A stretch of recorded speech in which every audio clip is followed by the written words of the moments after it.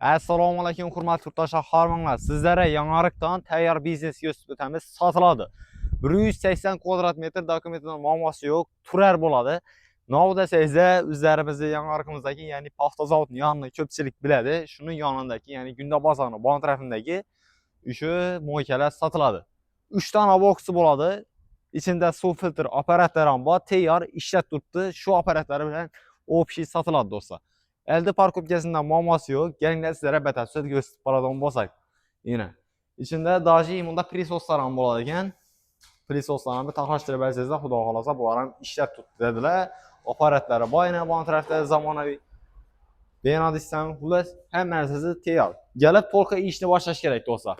Xohlasizlar o'zini to'g'ri ishlab ishlatsangiz bo'ladi. Xohlasizlar asudit qilib berib, ya'ni rekonstruksiya qilib, qaytadan sal ishga tushirib bersangiz bo'ladi. Kameralari bor hamma yerinde.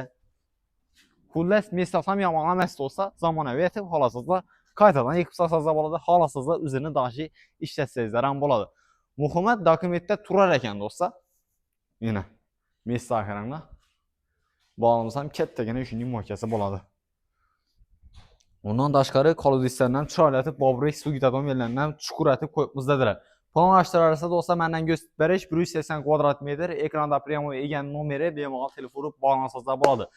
Sizlar uchun savolashib bahosini 25 ming dollarga qo'yadigan bo'ldik. Endi undan dash yana kelishtirib beraman dedilar. Ekrandagi nomerlarga bog'lansangizlar bo'ladi.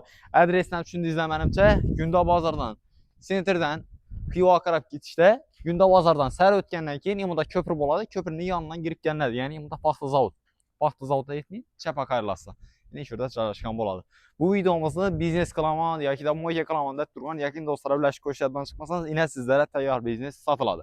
Shunday videolarni o'tirib bermaslik uchun albatta bizning YouTube kanalimizga obuna bo'lib qo'yish yoddan chiqmasin. Sog'inglar, salomat bo'linglar.